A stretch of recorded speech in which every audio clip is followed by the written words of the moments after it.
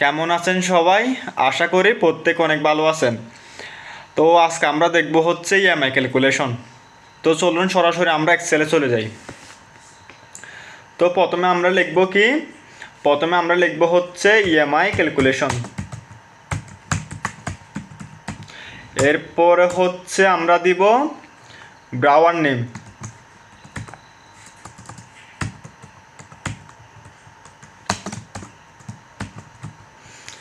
আচ্ছা, ব্রাউয়ার নেম মানে কি? ব্রাউয়ার নেম মানে হচ্ছে ঋণ গ্রহীতা, ঠিক আছে। এরপর আমরা দিব হচ্ছে লোন অ্যামাউন্ট। এরপর আমরা কি দিব? লোন টাইপ দিব। তারপর হচ্ছে আমরা দিব ইন্টারেস্ট বা সুদ, ঠিক আছে। এরপর আমরা কি দিব? এরপর আমরা দিব হচ্ছে লোন টেনার। লোন টেনার মানে হচ্ছে লোনের মেয়াদকাল, ঠিক আছে। আচ্ছা, এরপর আমরা কি দিব? এরপর আমরা দিব হচ্ছে লোন টেনার দেওয়ার শেষে এরপর আমরা দিব হচ্ছে ইএমআই। তারপরে হচ্ছে আমরা দিব টোটাল পেমেন্ট, ঠিক আছে। আচ্ছা, আমরা প্রথমে এখান থেকে এতটুকু হচ্ছে মার্জিন সেন্টার করে দিব। এটা চাইলে আমি একটা কালার দিয়ে দিতে পারি, ঠিক আছে। এরপর এখানে ব্রাউয়ার নেমের জায়গায় আপনারা যে কোনো কিছু দিতে পারেন, যেমন আমি দিলাম সাইদ। লোন কত টাকা নিয়েছি? মনে করেন লোন নিয়েছি 4,50,000। লোন টাইপ দিলাম কি? আমি লোন টাইপ দিলাম পার্সোনাল। এরপরে ইন্টারেস্টটা কীভাবে দিবেন একটু দেখেন। আমি চাচ্ছি 5% ইন্টারেস্ট দিব, তাহলে আমি এখানে ইকুয়াল দিব 5 দিব, ভাগ দিব হচ্ছে 100, মানে এটাকে পার্সেন্টেজে রূপান্তর করছি। এখানে বোঝাচ্ছে 5% ইন্টারেস্ট। এখন আমি আবার ভাগ দিব 12 দিয়ে। কেন? কারণ হচ্ছে আমি এটাকে মাসে কনভার্ট করলাম।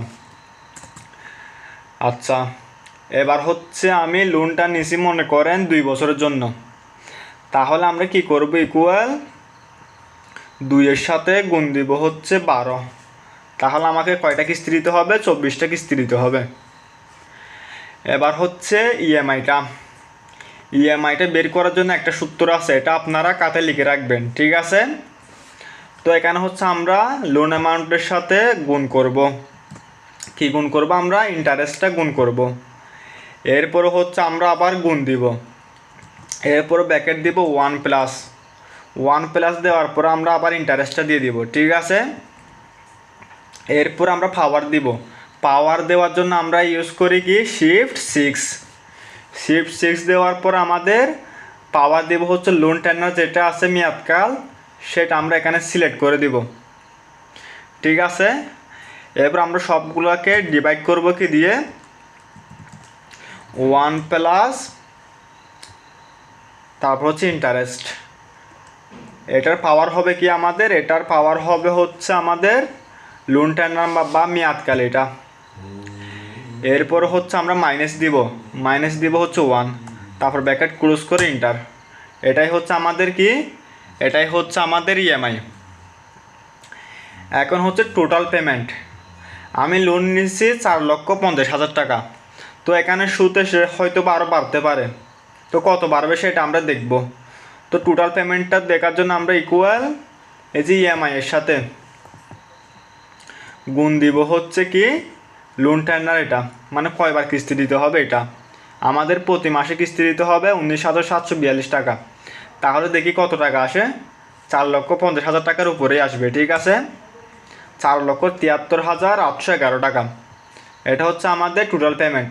এখন হচ্ছে আমরা শিট 2-তে যাব। শিট 2-তে এসে আমরা কি করব? আমি এটাকে একটু জুম করে নিই। আমরা এখানে লিখব হচ্ছে পেমেন্ট ডেট,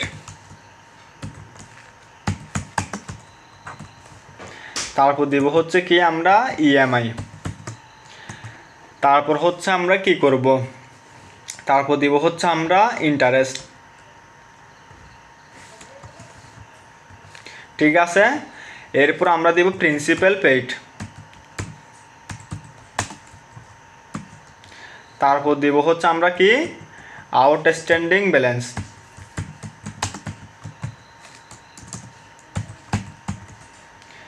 এরপরে আমরা কি দিব, আমরা দিব হচ্ছে আচ্ছা আর কিছু লাগবে না, এতটুকু দিলে আমাদের যথেষ্ট, আমরা এতটুকু রাখলাম এটাকে। ঠিক আছে, এখন হচ্ছে পেমেন্ট ডেটটা কত তারিখ পেমেন্ট হবে, মানে কোন মাসে কোন ডেটে পেমেন্ট হবে সেটা আপনারা এখানে দিয়ে নেবেন। এরপরে কি করব, আমরা এখানে ইএমআইটা আনবো। ইএমআইটা আনার জন্য আমরা এখানে ইকুয়াল দিব, ইকুয়াল দেওয়ার পর আমরা শিট 1-এ যাব। আমাদের ইএমআইটা না 19,742 টাকা, তো আমরা এটাকে ক্লিক করে ওকে দিব। ঠিক আছে, এবার হচ্ছে ইন্টারেস্ট। ইন্টারেস্ট বের করার জন্য আমাদের ইন্টারেস্ট কত টাকা হবে সেটা বের করার জন্য আমরা কি দিব, ইকুয়াল দিব। ইকুয়াল দেওয়ার পরে আমরা কোথায় যাব, শিট 1-এ যাব। শিট 1-এ যাওয়ার পরে আমাদের মেন অ্যামাউন্ট হচ্ছে কোনটা, লোন অ্যামাউন্ট 4,50,000 টাকা। এটার সাথে আমরা গুণ দিব হচ্ছে কি ইন্টারেস্ট যেটা আছে সেটাকে আমরা গুণ করে দিব। এরপর আমরা ইন্টার দিব, তাহলে আমাদের সুদ আসছে কত টাকা, 1,875 টাকা। এখন হচ্ছে আমরা প্রিন্সিপাল পেইডটা বের করব। এখানে আছে আমাদের সুদ এবং আসল দুইটা মিলে হচ্ছে কি ইএমআই।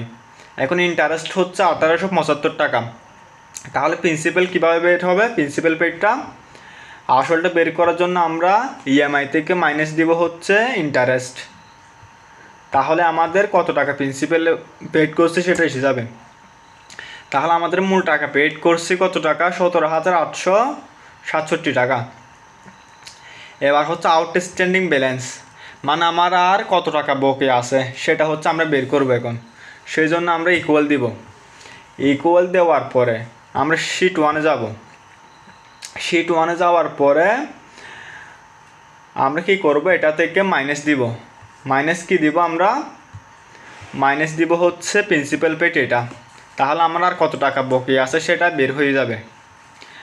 তাহলে আমাদের 4,50,000 থেকে আর বকে আছে হচ্ছে 4,32,132 টাকা। এখন হচ্ছে আমাদের এখানে একটা কাজ করতে হবে, এই যে ইএমআই যেটা আছে সেটাকে লক করে দিব। আমরা কিবোর্ড থেকে F4 বাটনে ক্লিক করলে এটা লক হয়ে যাবে। ঠিক আছে, এরপর এটাকে আমরা 1 গড় পরিমাণ টেনে দিব। তারপর হচ্ছে আমরা কি করব, ইন্টারেস্টটা বের করব। ইন্টারেস্ট বের করার জন্য আমরা ইকুয়াল দেওয়ার পরে শিট 1-এ যাব। এই যে ইন্টারেস্ট যেটা আছে এটাকে আমরা সিলেক্ট করে F4 দিয়ে কী করে দিব, আমরা লক করে দিব। লক করে দেওয়ার পরে আমরা গুণ দিব। গুণ হচ্ছে আমাদের মেন অ্যামাউন্টটা নিব না, এখন আমাদের এখন মেন অ্যামাউন্ট হয়ে গেছে কোনটা, এইটা। এখন সুদ আসবে হচ্ছে এটার উপরে, তারপর আমরা ইন্টার দিব, তাহলে আমাদের আসছে 1,800 টাকা।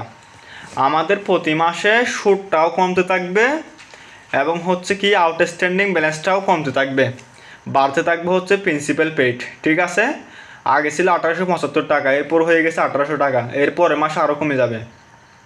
ঠিক তেমনি এটাও কমতে থাকবে। এখন হচ্ছে আমরা আউটস্ট্যান্ডিং প্রিন্সিপাল পেইডটা বের করার জন্য ইকুয়াল দিব, ইএমআই থেকে আমরা মাইনাস দিব হচ্ছে কি ইন্টারেস্ট, দিয়ে ইন্টার দিব।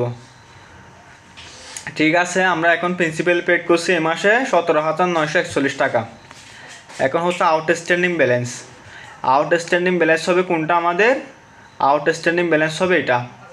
এটা থেকে আমরা মাইনাস দিব কি এই যে প্রিন্সিপাল পেইড, তাহলে আর কত টাকা বকে আছে সেটা বের হয়ে যাবে। ঠিক আছে, আচ্ছা এবার হচ্ছে আমরা এখানে কি দিছিলাম, এখানে দিছিলাম হচ্ছে লোন টেনার 24, তাহলে এটা 24-এর ঘরে যাই মিলে যাবে। যেহেতু আমি এখানে 1 ঘর দখল করছি, তাহলে আমরা কি করব, এটা 25-এ যায় মিলে যাবে। কি মিলবে, এই যে আউটস্ট্যান্ডিং ব্যালেন্সের সাথে প্রিন্সিপাল পেইডটা মিলে যাবে। যদি মিলে যায় আমরা মনে করব আমাদের ক্যালকুলেশনটা সঠিক হয়েছে, তাহলে আমরা এটা ধরবো। এটা ধরে আমরা টান দিব, কত পর্যন্ত টান দিব, 25-এ আসলে মিলে যাওয়ার কথা। দেখি, হ্যাঁ এই যে 24-এর এখানে 24 এবং 25 প্রিন্সিপাল পেইড এবং আউটস্ট্যান্ডিং ব্যালেন্স হচ্ছে মিলে গেছে, তাহলে আমাদের ক্যালকুলেশনটা সঠিক হয়েছে। আর এটা কেন আছে 2.03, এটা হচ্ছে 0-র কাছাকাছি, সেই জন্য এরকম দেখাচ্ছে। মানে আমাদের আর 0 টাকা বকেয়া রয়েছে, ঠিক আছে? তো আশা করি আপনারা সবাই ইএমআই ক্যালকুলেশনটা বুঝতে পেরেছেন। তো যদি না বুঝে থাকেন অবশ্যই আমাকে কমেন্ট করে জানাবেন, ঠিক আছে? তো দেখা হবে নেক্সট ভিডিওতে। সবাই ভালো থাকবেন, সুস্থ থাকবেন, আল্লাহ হাফেজ।